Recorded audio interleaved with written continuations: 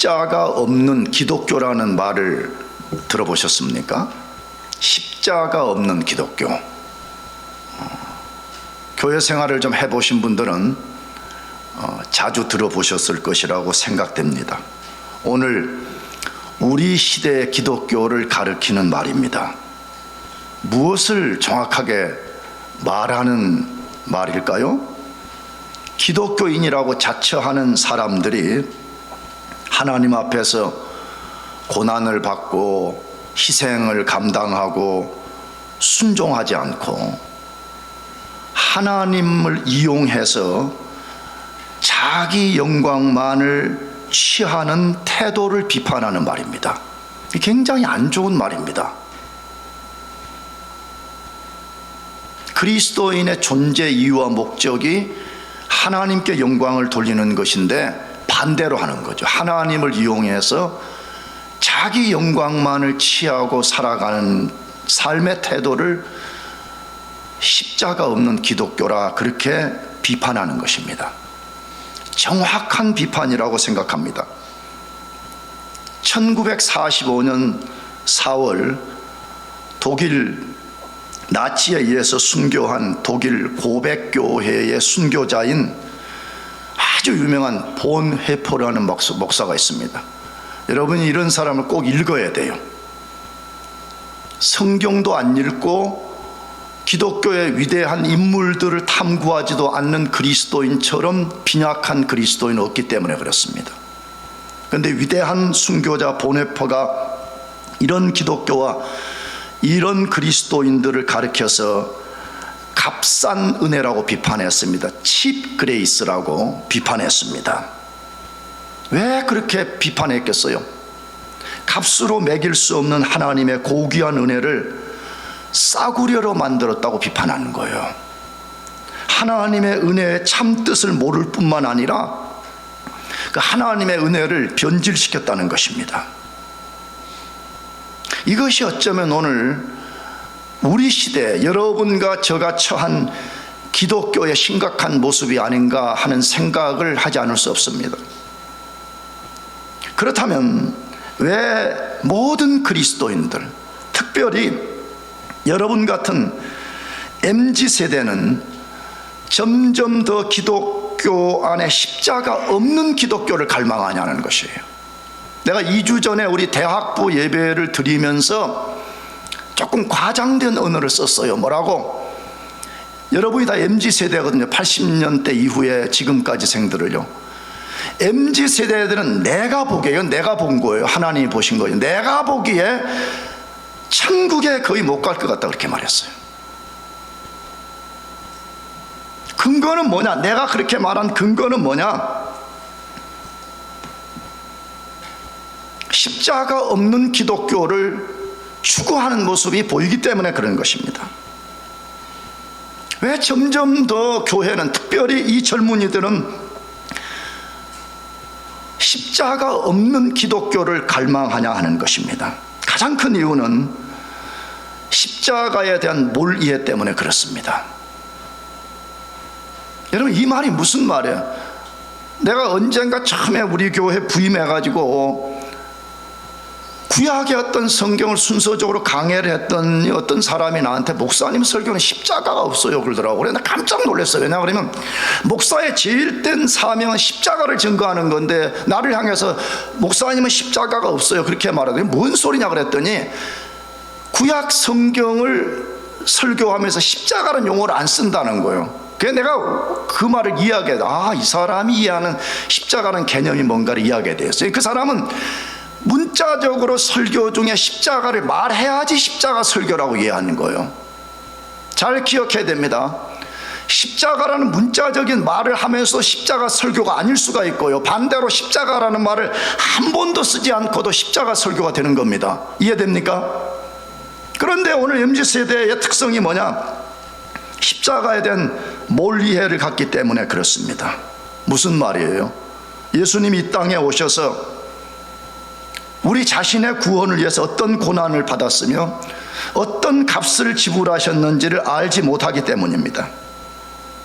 이걸 다른 말로 하게 되면 자신의 구원을 자기가 그냥 믿습니다 한마디 하는 것, 동의합니다 하는 한마디 고백 때문에 받았다고 생각하고 있기 때문에 그렇습니다. 그 결과는 무엇입니까? 자기 자신을 말할 것도 없고 기독교 전체가 값싼 은혜 속에서 하나님이 원하시는 것과 전혀 다른 변질된 것을 만들어내고 있다 이 말입니다. 다시 말하면 거짓된 기독교 속에 우리가 함께 집단 무지 속에 들어간다 그 말입니다.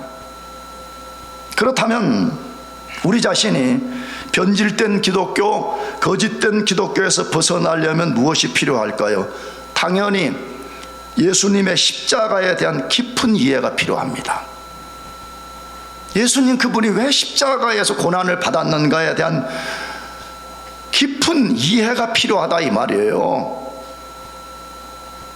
최소한 우리가 말이에요, 사도 바울의 고백처럼 우리 주 예수 그리스도의 십자가 외에는 자랑할 것이 없다는 우리가 이 고백의 상태에 이르러야 돼요.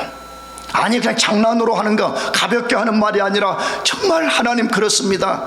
나는 우리 주 그리스도의 십자가 외에는 자랑할 것이 없습니다. 이것만이 나의 자랑이요, 이것만이 나의 의지할 유일한 것입니다 하는 이 이해와 이 고백 가운데까지 자라가야 된다 그 말이에요.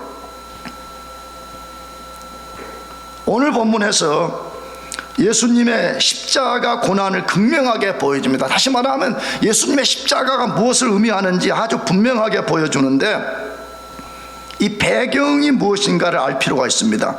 예수님이 로마의 빌라도 총독으로부터 사형 판결을 받고 사형을 실제 집행할 로마 군병들에게 넘겨졌습니다. 그리고 골고다 언덕에 끌려가 십자가에 못 박혔습니다. 이게 오늘 본문까지의 이야기예요.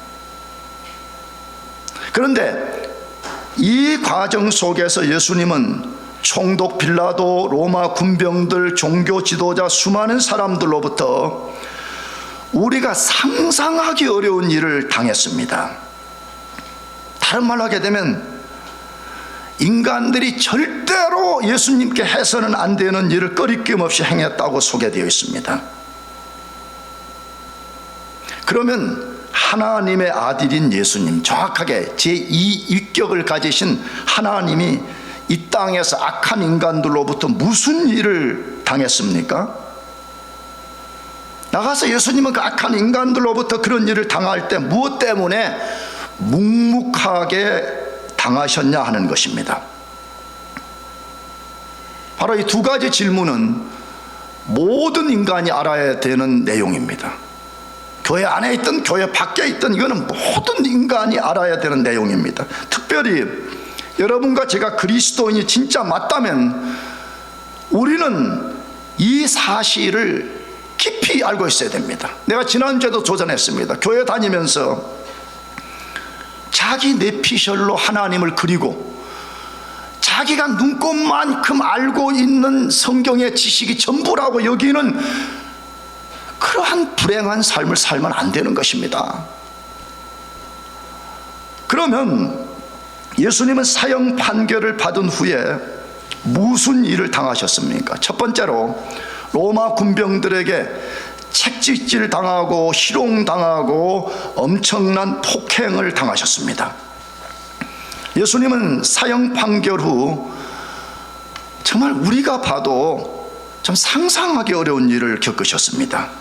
제일 먼저 로마 군병들에 의해서 책찍에 맞았습니다. 근데 왜 책찍에 맞았냐 그러면 로마 총독 빌라도가 명령을 했어요. 가서 책찍에 먼저 때리라고 명령을 했어요. 그것이 27장 26절이에요. 지난주 본문 마지막 부분인데 다시 읽어봅시다.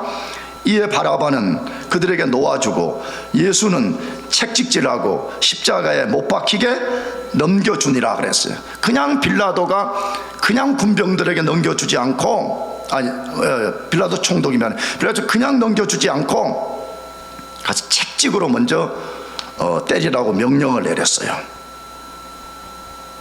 근데 로마 군병들이 책찍을 때리는 그 글들을 읽어보게 되면 로마 군병들은 죄인의 옷을 먼저 벗기고 양손을 기둥에 묶은 다음에 무시무시한 책찍을 사정없이 휘둘렀습니다. 책찍의 끝에는 실제 그렇게 됐다고 글들에 소개되어 있어요. 날카로운 뼈와 새 조각을 달아서 그걸 사람 몸에다 한번 휘둘러고 당길 때마다 살점이 두두둑 떨어져 나가고, 어떤 경우는 너무 심하게 살점이 떨어져 나가서 뼈가 드러나기까지 했다라고 되었습니다.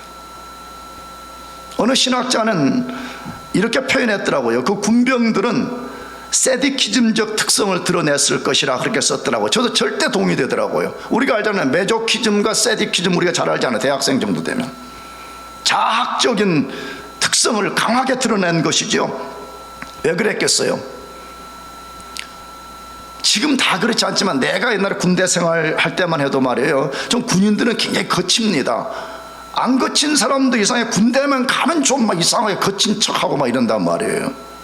근데 2000년 전에 로마 군병들이 왜 그렇게 세디키즘적 특성을 드러냈겠어요?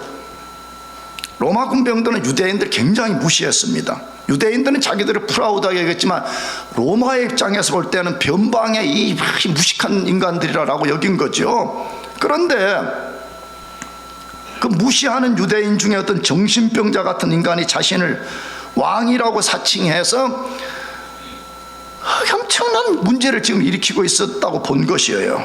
그러니까 이들이 분노한 거예요. 나가서 이거는 내 추론인데, 여러분, 사람이 잠을 못 자면 굉장히 신경질적입니다. 그러면 지금 예수님이 로마 군병들에 의해서 끌려가지고 밤새도록 6번 왔다 갔다 신문 받으면서 로마 군병들을 끌고 다니고 막 이럴 때 로마 군병들이 기분 좋았겠어요? 잠도 못 자고 하는데 이 정신병자 같은 인간이 문제를 일으켜가지고 우리 잠도 못 자게 만들어 잔뜩 화가 났을 거라고 추정이 됩니다. 그래서 그들은 분이 풀릴 때까지 예수님을 책찍으로 때렸습니다. 예수님은 이때 그의 몸이 이미 만신창이가 되어버렸습니다. 뒤에 보면 그 증거들이 나와요. 이미 이때 책찍에 맞을 때 만신창이가 되셨습니다. 나가서 로마 군병들은 예수님께 두 번째 일을 행했습니다. 그 두 번째 일을 행한 것이 오늘 본문 27장 27절에서 30절까지예요. 같이 크게 읽어봅시다. 시작. 이에 총독의 군병들이 관정 안으로 들어가서 온 군대를 그에게 모으고 그의 옷을 벗기고 홍포를 입히며 가시멜류관을 엮어 그 머리에 씌우고 갈대를 그 오른손에 들리고 그 앞에서 무릎을 꿇고 희롱하여 이르되 유대인의 왕이여 평안할지어다 하며 그에게 침 뱉고 갈대를 빼앗아 그의 머리를 치더라. 무슨 내용을 소개하는 거예요? 예수님을 책찍질했던 군인들이 이제 예수님을 끌고 관정 안으로 들어갔다 이렇게 됐어요. 이 관정은 로마의 총독이 임시적으로 와 있는 관저였어요. 원래는 로마의 총독은 저 위쪽에 가이샤라는 지역에 그게 총독의 진짜 헤드쿼터가 있었어요. 근데 임시적으로 여기를 헤드쿼터로 삼은 거예요. 그 안으로 끌고 들어갔어요. 그런데 그 군인들이 동료 군인들을 불렀다고 돼 있어요. 얼마만큼 불렀는지는 모르겠어요. 성경에 말하지 않으니까. 그런 다음에 불러 모아진 군인들이 다 같이 예수님을 희롱하기 시작했다 이렇게 돼 있어요. 아마 우리 상상인데 가운데다가 예수님을 세워놓고 빙 둘러가지고 몇 명인지 모르지만 그때부터 돌아가면서 예수님을 조롱하기 시작하는 거예요. 근데 어떤 방식, 어떤 과정으로 조롱했다고 돼 있어요? 제일 먼저 옷을 벗기고 홍포를 입혔더라 그렇게 돼 있어요. 그러니까 아마 관정 밖에서 책찍을 치두를 때는 옷을 벗긴 후에 예수 옷을 다시 입히고 관정으로 끌고 들어온 거죠. 그런 다음에 옷을 벗기고 예수님 옷을 벗기고 홍포를 입혔다 그랬어요. 여러분, 이 홍포는 뭐겠어요? 무슨 진짜 좋은 왕복을 입혔겠어요? 천만의 말씀이죠. 군인들이 입었던 낡고 더럽고 냄새나고 색이 바란 거 어디 저 구석에 하나 로마 군병들이 입다가 만 거 하나 가져와가지고 그 옷을 입힌 거죠. 그러면서 뭐라고 조롱했어요? 내가 왕이냐 그렇게 한 거잖아요. 왜? 고대의 왕들은 홍색의 옷을 입혔기 때문에 그거 흉내를 내면서 조롱했다는 것이에요. 두 번째는 가시면류관을 머리에 씌우고 오른손에 갈대를 들게 한 거죠. 가시면류관은 왕관을 상징하는 것이고, 갈대는 홀, 왕들이 자기의 권위를 상징하는 홀, 규라고도 부르는 이걸 들게 만든 것입니다. 한번 상상해 봅시다.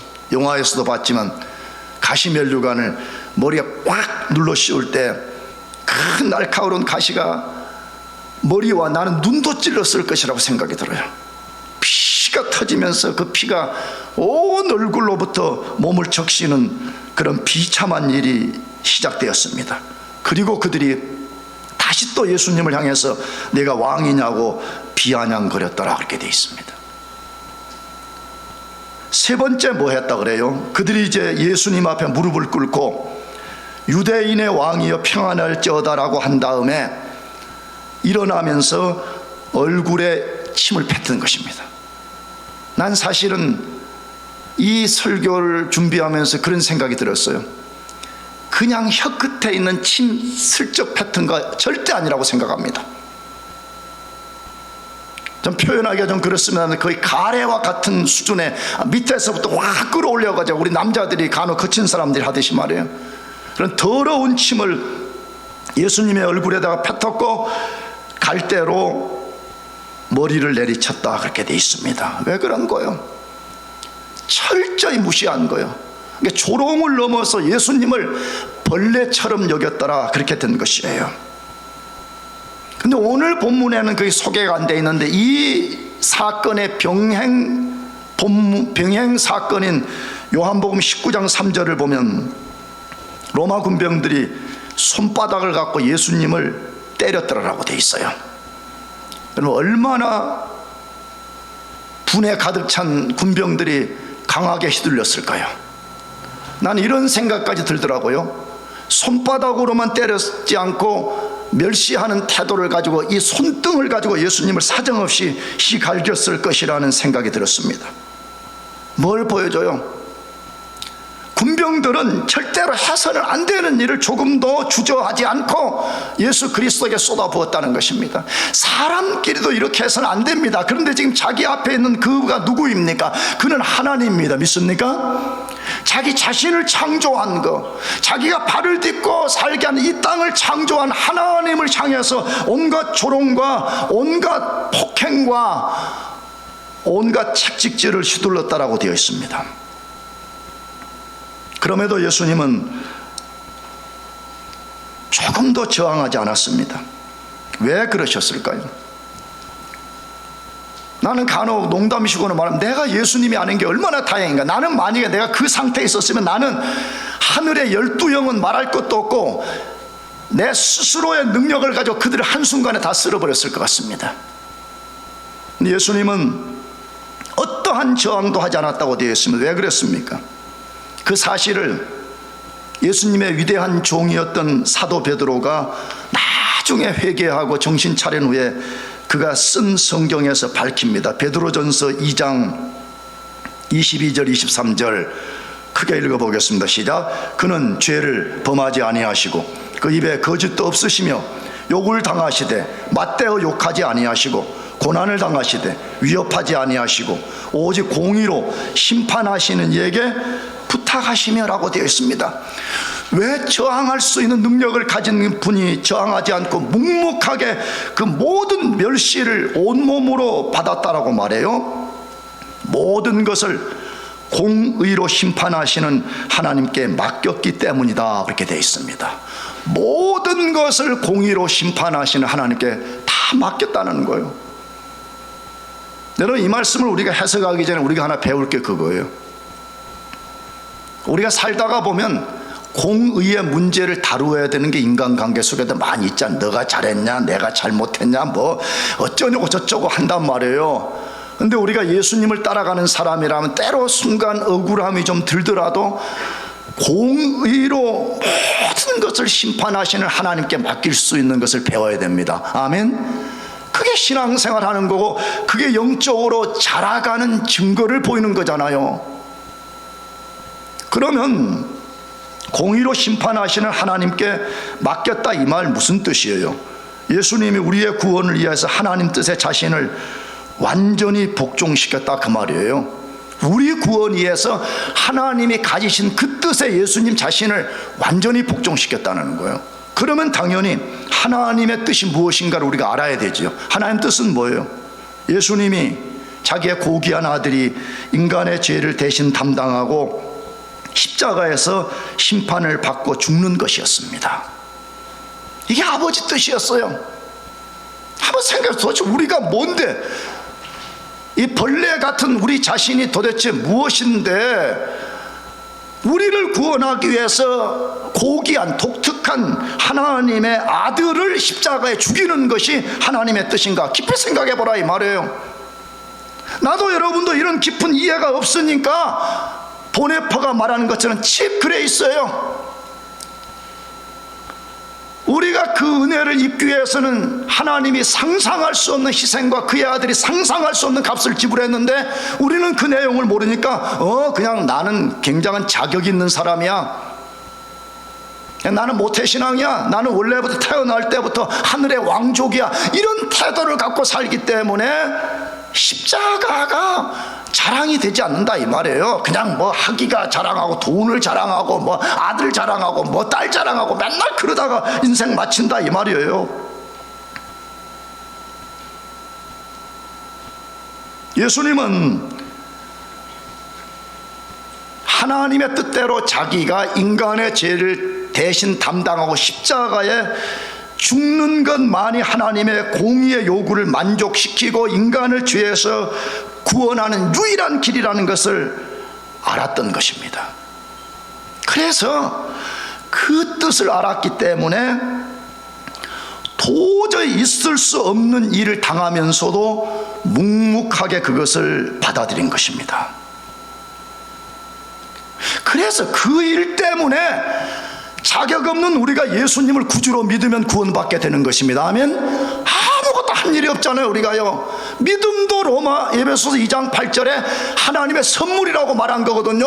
여러분 중에 내가 잘 믿어서 구원받았어요 그런 사람, 아니 복음이 뭔지를 모르는 사람이요, 자기 자신이 어떤 상태에 처해 있는지 일도 모르는 사람이에요. 심지어 우리가 믿음까지 선물로 받아서 하나님이 그리스도를 통해 행해 주신 위대한 것을 우리 것이 되게 만들어서 믿을 때 우리가 구원을 받을 수 있게 만들어 준 것입니다. 그러므로 우리 입장에서는 구원이 선물로 거저 온 것이 틀림없어요. 그러나 이 선물을 받게 하기 위해서 하나님이 그의 고귀한 아들을 죽였으며 그 아들이 십자가에서 도저히 인간적으로라도 당할 수 없는 일을 당하셨다라고 그렇게 되어 있습니다. 그래서 나 같은 죄인, 여기 있는 장부한 같은 죄인, 악인, 더러운 인간, 추악한 인간, 하나님의 보좌 앞에 단 1cm도 나갈 수 없는 인간이 구원을 받게 된 것이에요. 여러분은 어떻습니까? 여러분은 진짜 구원받은 사람 맞습니까? 진짜 구원받은 사람 맞냐는 거예요. 교회 다니는 거 말고 말이에요. 진짜 구원받은 사람 맞냐는 거예요. 그렇다면 우리를 위하여 무시무시한 채찍에 맞고 온갖 조롱을 당하신 예수님의 희생을 우리의 말과 우리의 행위와 우리의 삶으로 무가치하게 만들어서는 안 됩니다. 나는 그런 사람 둘 중에 하나라고 보는 것입니다. 구원 아직 안 받았거나 아니면 구원을 받았음에도 불구하고 하나님의 은혜를 칩그레이스로 만들어버린 사람이에요. 그런 사람이 히브리서 용어로 하게 되면 예수님을 다시 십자가에 다시 못 박는 행위를 하는 사람이에요. 사랑하는 교회 여러분, 자꾸 이런 거 하지 맙시다. 교회 와가지고 어떻게 하면 세상에서 성공하는가, 목사가 맨날 그런 거나 설교하고 여러분은 맨날 그런 것만 탐닉하는 사람 되면 안 됩니다. 우리가 예수 그리스도의 십자가의 고난의 의미를 깊이 알아갑시다. 아멘. 그것이 우리의 본질이 아니에요? 그러면 똑바로 살아라 말하지 않아도 살 수밖에 없어요. 여러분들이 왜 여러분 부모님들의 그 사랑을 잊어버리지 않고 늘 미국에 와서도 전화도 자주 하고 막 부모님들을 그렇게 그리워하고 리스펙하는 거예요. 여러분 부모님들이 여러분을 위해서 문자, 우리가 잘 쓰는 말로 등골 브레이크가 여러분들이 부모의 등골을 부러뜨려 가지고 그 돈으로 지금 유학을 하니까 그 사랑이, 베풀어준 사랑이 고마워서 그런 거 아니에요. 그렇다면 여러분의 부모의 사랑과 비할 수 없는 그 사랑과 은혜를 베풀어 주신 하나님과 예수 그리스도의 은혜를 깊이 여러분이 알아가면서 다시는 말과 행동과 삶으로서 그 십자가의 구속의 은혜를 무가치하게 여기지 않기를 축복합니다. 두 번째로, 예수님이 어떠한 일을 겪으셨냐 하는 것입니다. 인간이 만든 가장 잔인한 십자가에 못 박히셨습니다. 세상에는 인간을 살해하는 수많은 도구들이 있는 거 대충 알잖아요. 그런데 대부분의 학자들의 공통된 의견은 인류가 만든 가장 잔인한 형틀, 죽음의 형틀이 뭐냐 그러면 십자가라고 말합니다. 예수님은 거기에 못 박히셨습니다. 예수님이 조롱을 당한 후에 골고다로 끌려가 십자가에 못 박히셨습니다. 그 과정이 어떠했는지를 오늘 본문에 자세하게 소개합니다. 그런데 네 가지 과정을 겪었더라 이렇게 돼 있어요. 크게 네 가지 과정. 첫째로 마태복음 27장 31절에서 그 첫 번째 과정을 소개하는데 읽어봅시다. 희롱을 다한 후 홍포를 벗기고 도로 그의 옷을 입혀 십자가에 못 박으려고 끌고 나가니라. 홍포를 이제 조롱하려고 입혔던 걸 벗겼어요. 그리고 예수님의 옷을 다시 입혔어요. 여러분 혹시 이 장면을 한 번이라도 묵상해 본 적 있습니까? 나는 예수님과 똑같이 겪은 적은 없지만 나는 군대에서, 우리 때는 좀 그런 게 있었거든요. 군대에서 그 선임자들이나 상관들한테 빠따 맞고, 흔히 빠따라 그러잖아요. 몽둥이로 맞고 말이야. 이 상황이 얼마나 고통스러운 상황인지를 저는 조금은 압니다. 왜?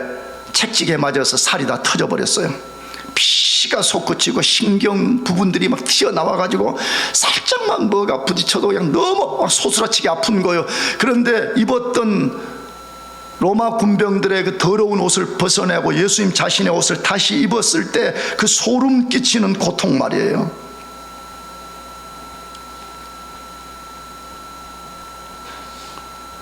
나는 이걸 반드시 우리가 알아야 된다고 생각해요. 여러분의 부모들이 만약에 여러분 때문에 이렇게 한다고 하면 여러분이 어떻게 울고 불고, 여러분의 신장 하나가 망가졌는데 여러분의 부모가 배를 째가지고 신장 하나를 여러분에 탁 던져준다고 하면 여러분 어떻게 하겠어요? 기본적으로 부모 은혜가 감사한데 신장을 하나 준 내 부모 평생에 잊을 수 없고 감사하다고 말하지 않겠어요? 근데 우리가 억만 죄악, 영원한 죄악을 해결하기 위해서 예수 그리스도 그분이 어떤 일을 행하셨는지를 똑바로 모르니까 맨날 졸고 앉아있고,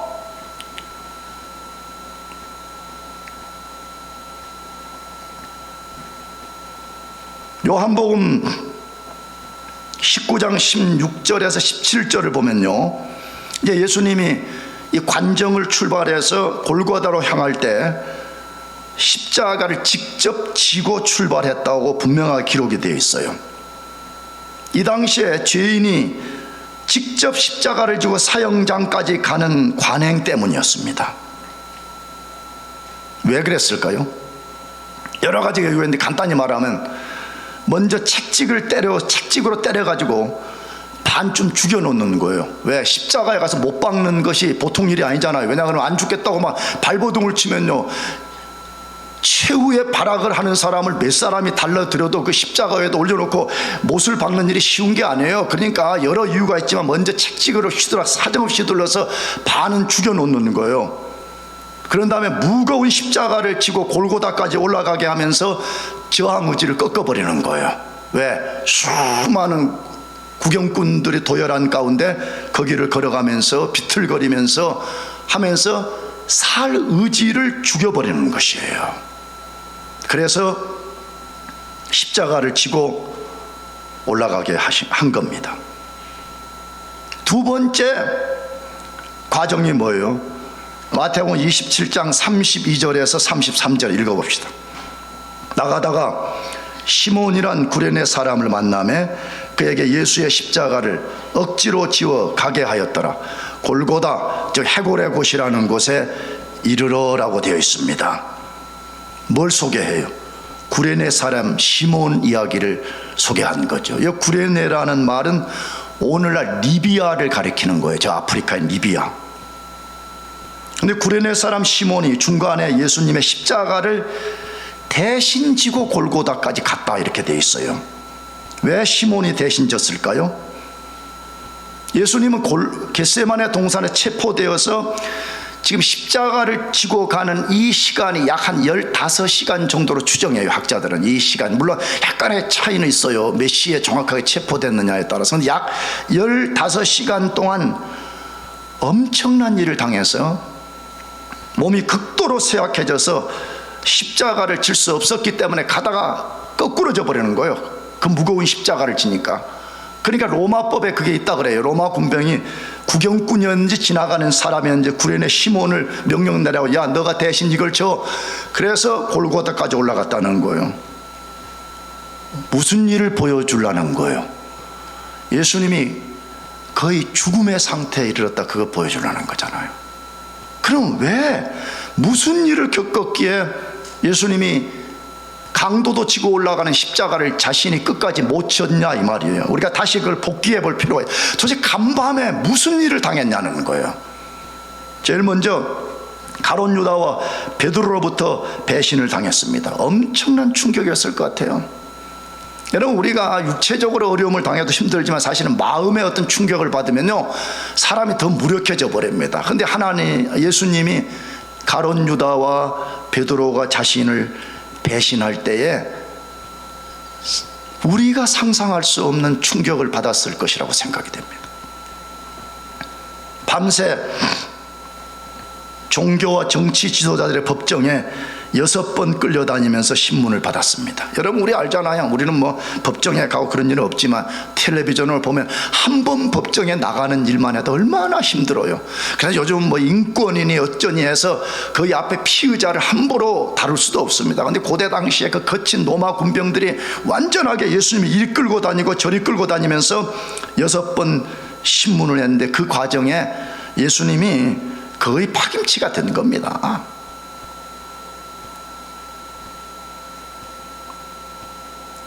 지난주 본문에 보면 대제사장인 가야바로부터 침뱉음을 당하고 가야바의 주먹과 손바닥으로까지 맞았다라고 되어 있어요. 지난주 본문에. 우리가 그걸 다루지는 않았지만.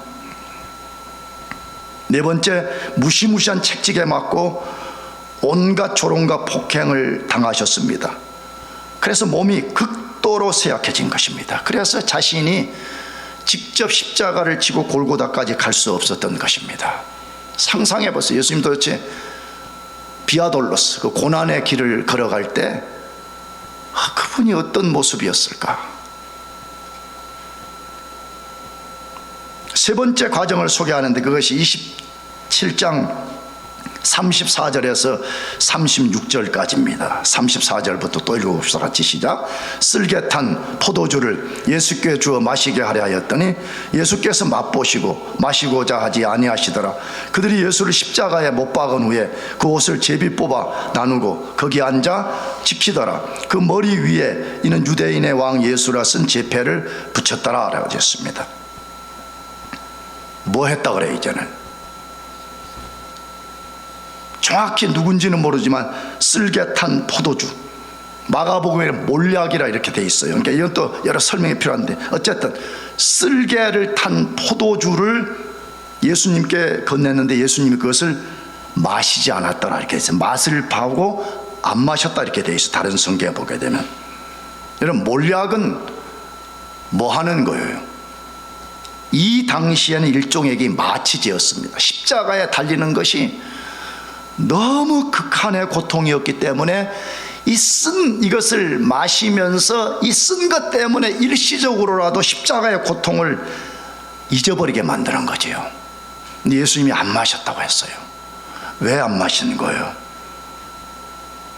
예수님이 이 땅에 오신 목적은 우리 대신 고난을 받는 거였기 때문에 고난을 온 정신으로 맞선 거예요. 마취제를 먹고 흐릿한 상태에서 고난을 당하는 것이 아니라 또렷한 정신 속에서 우리 죄를 대속하기 위해서 모든 고통을 온몸으로 맞이한 것이에요. 나는 모르겠어요. 나는 이 설교를 준비하면서 그런 생각이 너무 많이 들었습니다. 이렇게 하고도 예수를 거부해? 이러고도 예수를 거부한 사람은 마지막 날에 어떻게 될 것인가? 아니, 자기 어머니가 나 고장난 신장 하나를 떼어줘도 말이에요, 우리가 죽을 때까지 어머니를 잊지 못하고 난리를 하는 그 사람이 영벌에서 우리를 건져내기 위해서 말이에요, 하나님의 불붙는 진노의 심판에서 우리를 건져내기 위해서 예수 그리스도가 있을 수 없는 그 일을 당했다 그러는데 그걸 거부하는 거예요. 그걸 끝까지 거부하는 거예요. 나는 모르겠어요, 그런 사람들 어떻게 될지. 네 번째로 마태복음 27장 37절에서 38절입니다. 같이 또 읽어봅시다. 시작. 그 머리 위에 이는 유대인의 왕 예수라 쓴 제패를 붙였더라. 이때 예수와 함께 강도 둘이 십자가에 못 박히니 하나는 우편에 하나는 좌편에 있더라 라고 되어 있습니다. 예수님이 십자가에 못 박히고 높이 달리셨습니다. 그 머리 위쪽 십자가 위쪽에다가 제패를 붙였는데 유대인의 왕이라 그렇게 붙였습니다. 빌라도가 그렇게 써라 그랬을 때 유대인들은 절대 그렇게 쓸 수 없다고 했는데 빌라도가 안 된다고 그대로 하라 해서 유대인의 왕이라고 제패를 붙였습니다. 이게 제명이 뭐예요? 예수 자신이 유대인의 왕이라고 선언한 것 때문에 죽는다 그 말이죠. 그런데 이 말씀을 동일한 본문인 요한복음을 보니까 이 유대인의 왕이라는 이 글을 세 개의 언어로 썼다 그렇게 되어 있습니다. 히브리어, 라틴어, 헬라어 세 개로 썼다 이렇게 되어 있습니다. 뭘 보여주는 거예요?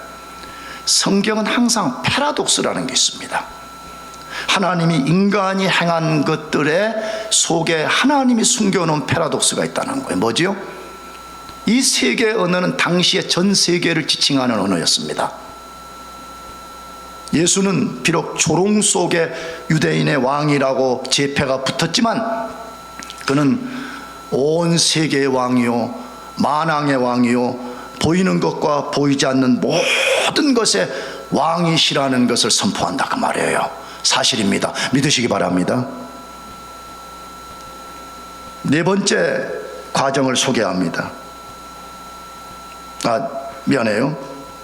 그렇게 해서 예수님을 만왕의 왕이라고 소개하고 있습니다. 그런 다음에 무엇을 소개해요? 예수님은 좌우편에 두 강도 사이의 십자가에 달리셨다 이렇게 분명하게 여기다 기록했어요. 무엇을 말하려는 것이에요? 사람들은 예수님을 강도 취급했다 그 말이에요. 강도들이 달리는 거기에 라인에 예수님이 같이 들어가서 예수님은 강도 취급을 당했다 그 말이에요. 예수님은 인간이 만든 가장 잔인한 형벌 도구에 못 박히셨습니다. 왜 그러시는 거예요? 왜 거기서 저항하지 않고 묵묵하게 그 고난을 다 받으신 겁니까? 사도 베드로가 그것을 다시 또 우리들에게 소개해 주는데 베드로전서 2장 24절입니다. 읽어봅시다. 친히 나무에 달려 그 몸으로 우리 죄를 담당하셨으니 이는 우리로 죄에 대하여 죽고 의에 대하여 살게 하려 하심이라. 그가 채찍에 맞음으로 너희는 나음을 얻었나니 그렇게 되어 있습니다. 뭐 때문에 십자가에서 그런 일을 당했다고요? 우리 자신 말하죠. 죄에 대해서 죽고 의에 대해서는 살게 하려고 그렇게 했다는 거예요. 그럼 이게 무슨 말인지 알아야 되잖아요. 여러분, 우리는 죄 때문에 다 죽은 사람이었습니다. 성경이 말하는 죽음이라는 말은요, 학교 못 다닌다 그런 말 아니라고 내가 수백 번 말했잖아요. 하나님과 관계에서 아무것도 할 수 없는 사람, 하나님이 누군지도 모르고 하나님이 살았는지 죽었는지도 모르고 하나님이 어떤 분이 일도 모르는 것을 죽었다 그렇게 말해. 그래서 우리는 영적으로 죽어서 죄에 사로잡혀 죄의 종로로 타는 인간이었어요. 죄 지으면 마귀가 애따 먹으라 하고 팁 하나 주면 그거 좋다고 그거 빨아먹고 살면서 그래 자유야 행복해. 그리고 또 마약 맞은 사람처럼 약발 떨어지면 또다시 힘없고 그럼 또 죄짓고 그러면 마귀 어디다 먹으라 어떠니까 주고 매 그 생활을 반복하다가 죽어버리는 인생이라 이 말이에요. 그런 우리를 죄에서 건져내서 하나님과 올바른 관계 속에서 살게 하도록, 이걸 의라고 말하는 거예요. 하나님과 올바른 관계 속에서 살게 만들어 주려고 예수님이 그러한 고난을 당하셨다는 거예요. 그러므로 사랑하는 교회 여러분들, 예수님을 구주로 믿기로 거부해서는 안 되는 것입니다. 나는 이 세상의 인간들이요, 가장 위험한 행동을 하고 있는 것이 뭐요라고 물으면요, 코로나 걸리는 그런 거 아니에요. 전쟁터에 뛰어드는 거 그런 거 아니에요. 지진 나는 동네가 집 짓고 살고 그런 거 아니에요. 가장 위험한 일이 뭐요? 그러면 예수 그리스도를 거부하는 일이에요. 이거는 가장 위험하고 자기 자신을 가장 저주의 자리로 던져버리는 것이에요. 왜 그렇습니까? 마지막 심판날에 우리 인간의 대속자를 거부한 죄에 대하여 대속자인 예수님이 심판자로 바뀌어요. 성경에 보게 되면 그 심판자가 직접 자신이 이 땅에 와서 대속을 해주신 그걸 거부한 거기에 대해서 심판을 한 후에 그 사람을 영원한 지옥에 던져버려요. 근데 반드시 그렇게 해야 되는 것이, 그것이 공의라고 말해. 공의, 저스티스라고 말해. 하나님의 공의라고 말해. 왜? 우리가 죄를 지어서 가만히 두어도 우리는 지옥을 가야 되는데 하나님이 우리를 불쌍히 여겨 주셔서 그의 고귀한 아들을 십자가에서 비참하게 죽인 다음에 너희가 그 아들을 믿으면 내가 관계를 회복시켜 주겠다고 하나님이 은혜를 베풀어 주셨음에도 불구하고 하나님의 얼굴에 침을 뱉는 거예요. 나는 당신의 호의가 필요 없어요. 나는 당신의 자비가 필요 없어요 라고 말한다면 그 사람은 마지막 심판날에 반드시 심판을 받고 지옥에 떨어져야만이 그게 하나님의 공의라 이 말인 것이에요.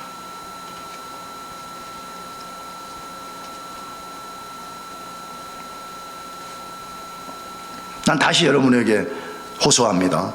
내가 목사이기도 해서 호소하고, 나이로 볼 때 내가 여러분 부모님들 나이 같아서 그런 거요. 제발 예수님 거부하지 말고 예수님 믿고 살아요. 아멘. 절대 하나님이 베푸신 은혜 싸구려로 만들고 그렇게 살다가 장난치지 말아요. 다른 것 갖고는 다 장난쳐도 돼요. 그러나 하나님 은혜 갖고 장난치면 안 돼요.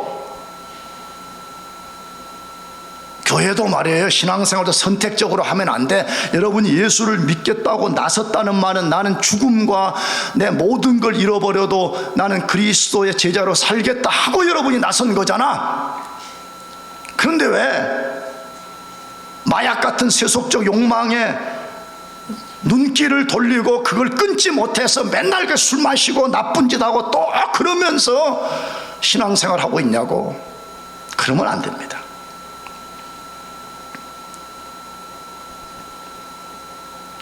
마지막 한 포인트를 오늘 더 하려고 그래요. 왜냐하면 오늘 예수님의 고난이 너무 중요하니까.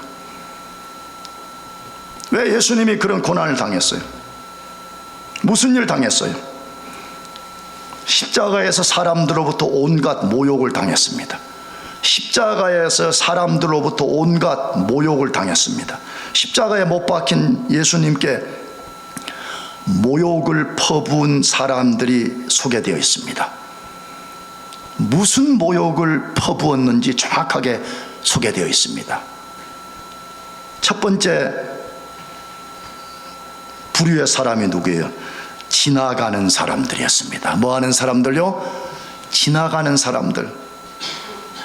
여러분, 실제 이 사람들은 지나가는 사람들이었어요. 왜? 골고다라는 곳은 난 가보지 않았지만 두 길이 이렇게 합쳐지는 곳이래. 원래 두 길이 합쳐지면 사람들이 거기 많이 모이잖아요. 이쪽으로 가는 사람, 저쪽으로 가는 사람. 근데 오다 보니까 누가 지금 십자가에 못 박혀 죽임당하는데 누구요? 그렇게 했더니 그 있잖아, 그 사이비 정신병자 같은 예수. 그러니까 그때 그 인간 막 자기가 왕이라고 자칭한 그 인간 말이죠. 막 이렇게 된 거예요. 그래서 예수 달린 거 보고 그 사람들이 어떻게 조롱했다 그래? 머리를 흔들고 자기 머리를 아이고 안 됐군. 예수님을 모욕하면서 너가 하나님의 아들이면 십자가에서 내려오라라고 조롱했다, 그렇게 된 것입니다. 그들은 직간접적으로 예수가 자기 자신을 하나님의 아들이라고 한 것을 알았던 것 같습니다. 그래서 내가 말한 대로, 그 말이 너가 말한 대로 내가 하나님의 아들이라면 능력을 나타내서 십자가에서 내려와서 그것을 증명해 보라고 조롱한 것이에요. 여러분, 제발 영적으로 지나가는 사람이 되지 않기를 바라요. 교회에 얼마나 많은 사람들이 어떻게 해요? 지나가는 사람들처럼 예수를 아는 사람들이 있어요. 너무 마음이 아파요. 우리 교회가 그런 특성을 가지고 있다는 걸 여러분보다 제가 잘 알고 있음에도 불구하고 너무 마음이 아파요. 너무 많은 사람이 지나가고 말아버려요. 학기가 오픈되면 와서 교회를 헌팅하고 자기 마음에 맞는 메시지를 전해주지 아니하면 지나가는 사람으로 끝나버려요. 두 번째로는 사내들인 공회원이었습니다. 사내들인 공회원들은 구성원들이 대제사장 2사람, 서기관, 장로들이었습니다. 그들은 어떻게 희롱했다고 되었습니까? 이렇게 했대요. 야, 예수, 너 남을 구원했으니 너 자신도 구원하기 위해서 십자가에 내려와 보라, 이렇게 했대요. 얼마나 조롱 섞인 말이. 왜 그래요?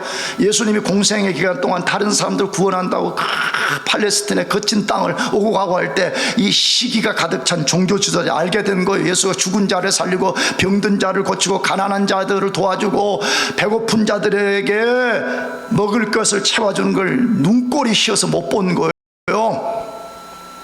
근데 자기들의 원수 같은 인간이 십자가에 딱 못이 박히니까 조롱한 거예요. 뭐라고? 야, 너 평상시 때 남 구원한다고 막 왔다 갔다 하고 그러지 않았냐? 이스라엘에 바람 잡았지 않았냐? 너 이제 너 자신을 구원해 보라는 거야. 너 진짜 하나님의 아들 맞냐? 너 진짜 너가 하나님만 신뢰하는 하나님의 신실한 아들이냐?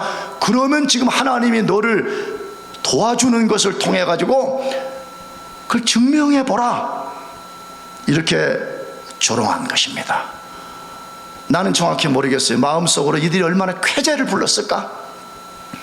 내 시기의 대상, 내 원수 같은 예수를 내가 십자가에 이제 죽여버렸다는, 우리가 승리했다라고 쾌재를 불렀을 것 같습니다.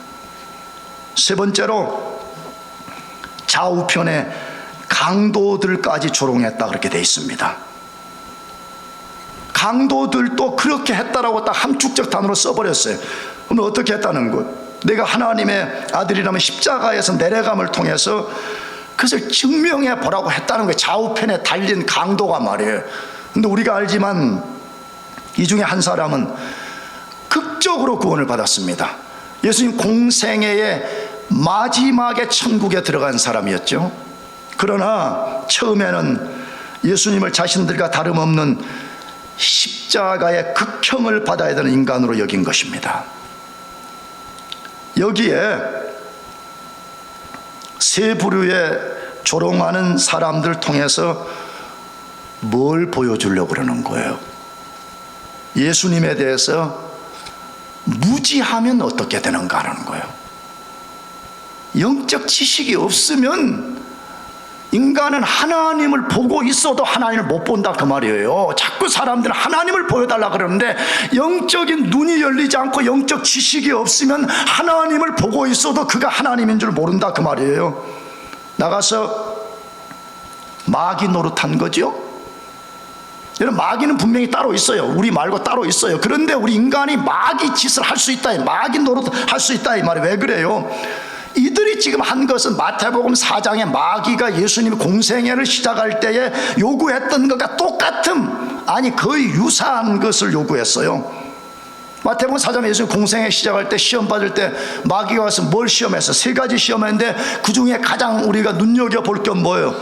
야, 너 하나님 아들 맞냐? 그러면 돌덩어리에게 명령을 내려서 무슨 덩어리 되라? 떡덩어리 들어가라. 예수를 높은 성전의 꼭대기에 데리고 올라가서 여기서 뛰어내려 봐라.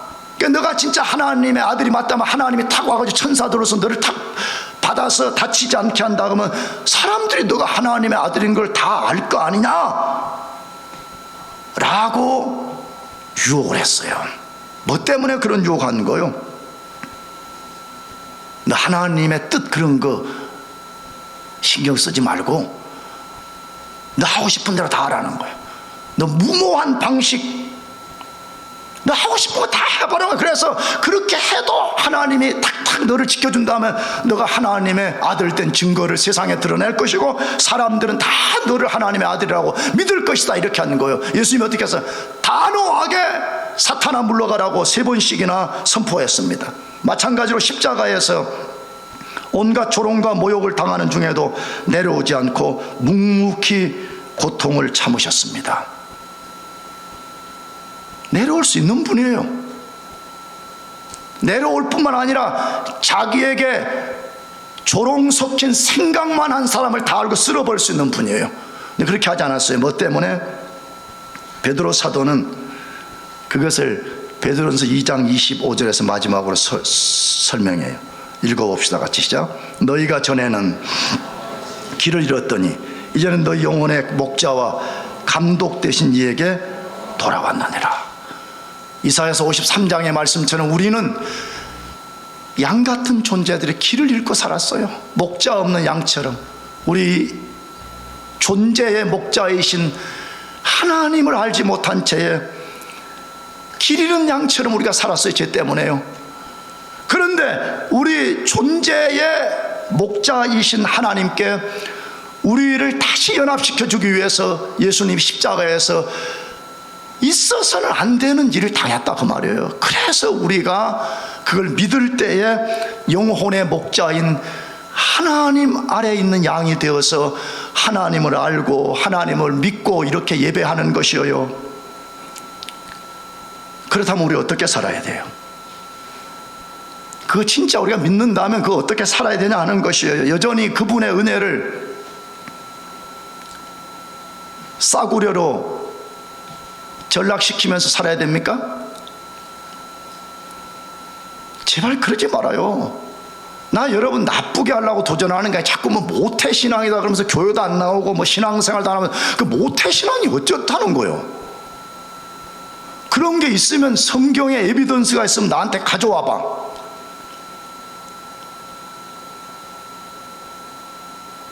MZ세대들이 하는 성향을 왜 그리스도인 된 여러분들이 그걸 그대로 드러내려고 하냐 이 말이에요. 여러분이 진짜 하나님의 이 고귀한 은혜, 값으로 매길 수 없는 은혜가 무엇인가를 여러분이 안다면 우리는 하나님의 은혜를 싸구려로 전락시킬 수가 없는 거예요. 나 하나 더 도전하려고 그래. 이번 학기에 우리 교회 많은 분들이 오셨는데 왜 새벽 기도며 금요 예배며 하나님을 예배하고 섬기고 성경을 공부하는 일은 올드 멤버들만 하고 왜 새로운 사람들 안 하려고 그래? 당신들은 무엇에 근거해서 그러냐고. 왜 그리스도인들의 리스판시빌리티가 하나가 뭐냐 그러면 모이기를 힘을 써야 되고 기도해야 되고 성경을 공부해야 되고 거룩한 형제 자매들과 함께 교제하는 것이 우리의 의무라 이 말이에요. 근데 여러분은 무엇을 믿고 무엇에 근거해서 그런 삶을 사냐는 거예요. 만일에 그렇다면 여러분들은 말로는 하나님의 고귀한 은혜라고 말하지만 실제로는 칩 그레이스, 값으로 매길 수 없는 하나님의 은혜를 싸구려로 전락시킨 거예요. 아니면 우리는 바울의 고백과 같이 우리 주 예수 그리스도의 십자가만을 자랑하고 사냐는 거예요. 나는 그거 외에는 나의 소망이 없습니다. 그것만이 나의 생명이요, 그것만이 나의 인생의 나그네 길을 가게 하는 힘이 될 것이고 마지막 날의 영광의 주 앞에 서게 하는 것이 될 것입니다. 이걸 진짜 의지하고 살 수 있냐는 거예요. 제발 하나님 은혜를 싸구려로 만들지 말고 예수 그리스도의 십자가만을 자랑하고 살기를 주의 이름으로 축복합니다. 기도하겠습니다.